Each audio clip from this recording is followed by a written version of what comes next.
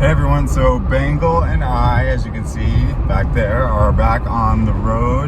Right now I'm on my way to Hoye Crest, which is the high point of Maryland, which we will actually begin in West Virginia. So luckily I saw this sign as I'm driving by because, as you can see, I'm now parked way back there on the side of the road. So I don't know, must not be a very populated trail because I do see it over there by that arrow sign right over there. So it's about a mile in, mile out. I think we're gonna be okay over there, so I'm just gonna get this one done. So as I mentioned, you can tell this trail is right on the highway, so it's easy to miss. But I actually got a little bit of service, so I have my all trails calculating, and let's get this one crossed off.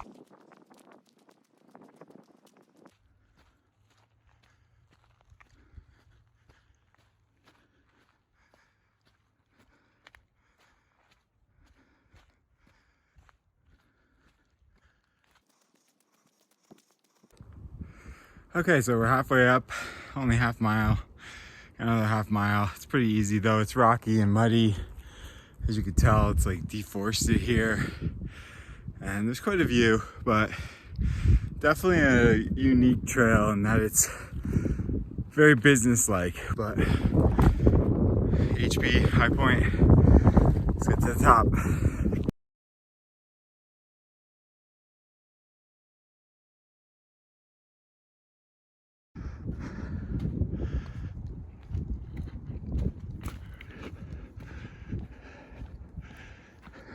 So it's worth noting that this trail starts in West Virginia. In fact, I'm still in West Virginia. It's only when you get to the real top here that you can see West Virginia and Maryland. So we're getting to the point where the state line is, I believe. Yep, here we go.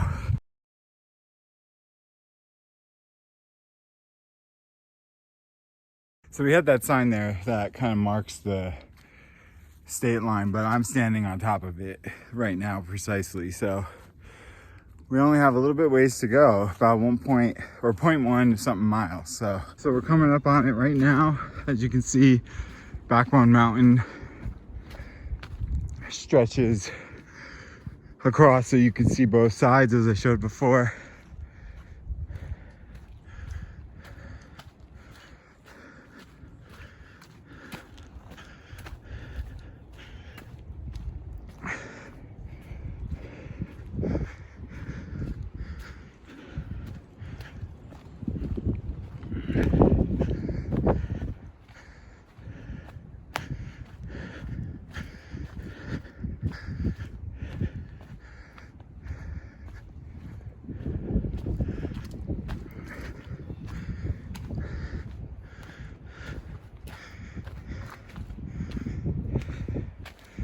So I will sign the registry if it's still in there. But Hoye Crest, Backbone Mountain, Maryland's high point. So this is actually the first one with something like this.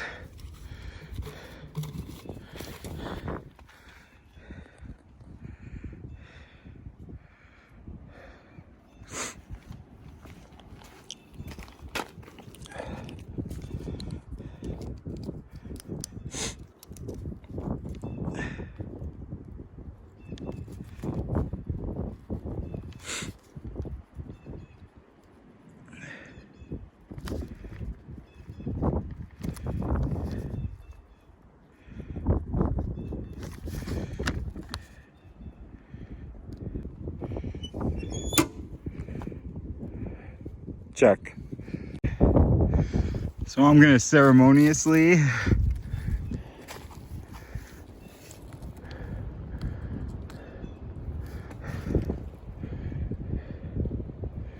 add to it.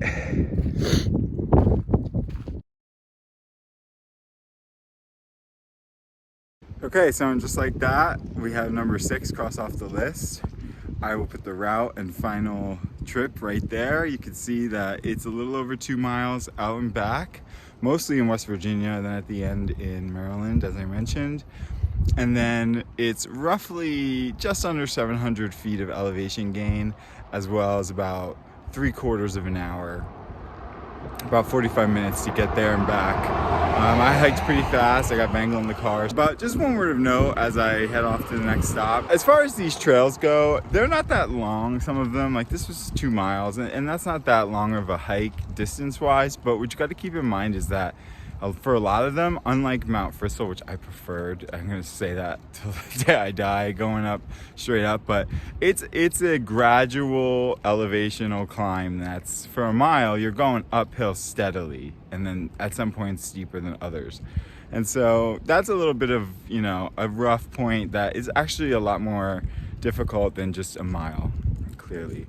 The good news is that when you come down, it's a lot easier and much more joyous, and you can enjoy the hike a little bit more. But now we're off to the West Virginia high point, which is nearby-ish. We're gonna get 2 done today. So we got some great views on this road here between Maryland and West Virginia. I think we're more in West Virginia now, but we're now headed to Spruce Knob, which is an hour-and-a-half away. It's literally like a half-mile hike. It's gonna be a very easy one to cross off.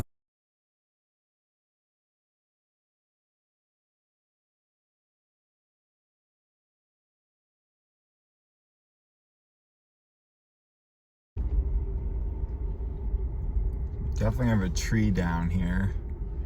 So this is pretty much on the edge here. As you can see, we're climbing and we're just going up the side of the mountain. It just keeps weaving up.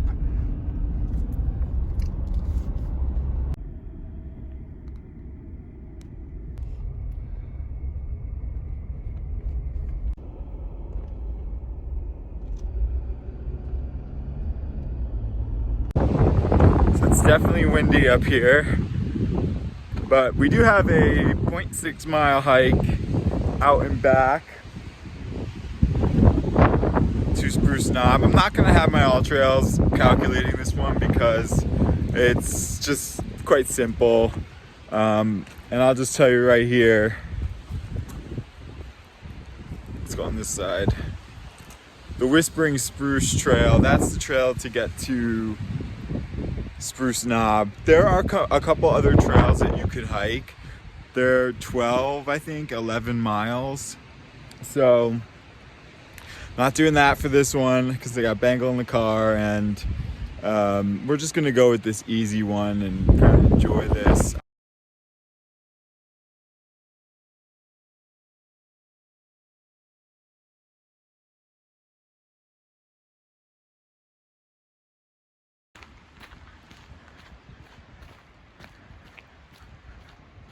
Just like that, we're at the Spruce Knob Watchtower.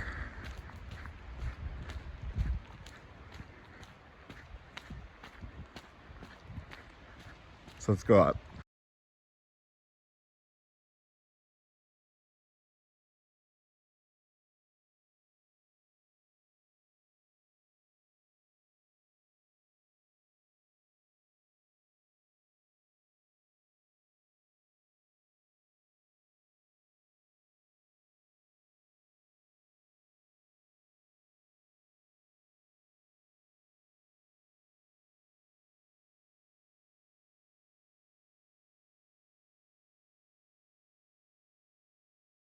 So quite an amazing view up here, which I'm going to use as my backdrop. You know, everything happens for a reason in a way.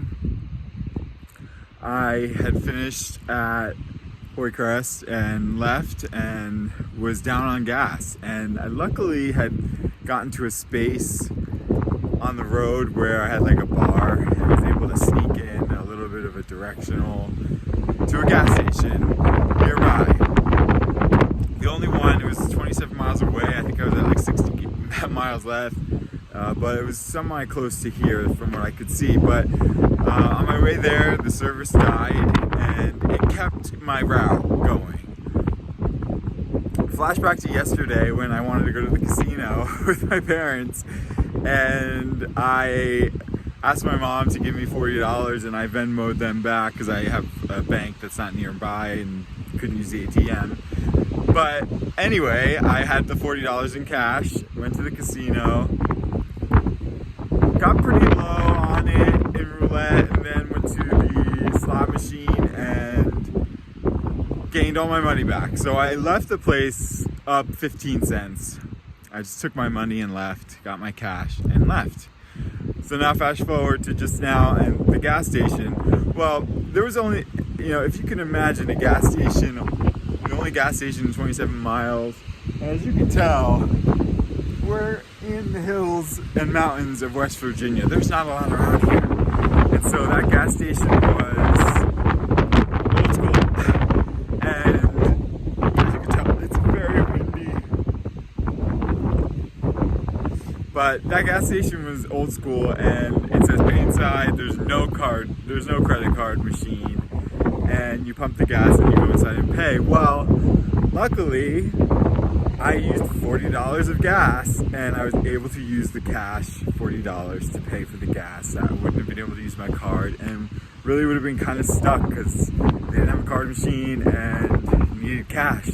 So it was kind of amazing that I ended up getting that cash for the casino and then using it, breaking even and then using it just now. That's just a little thing, and you know, those things will happen in life, big and small, and that's probably one of the smaller ones, although I would have been screwed otherwise. So, you know, it's small because it worked, and it's pretty big if it doesn't work. But that's sort of, you know, the way things work sometimes, I think, when you're manifesting and when you're in line and aligned with your kind of path, like stuff like that works out. It just, you get urges to do stuff and it leads to other things. Recross number 2 off for today, Spruce Knob. So Bengal gets her first high point. What do you think, Bengal? Good, right? It's cold. Yeah.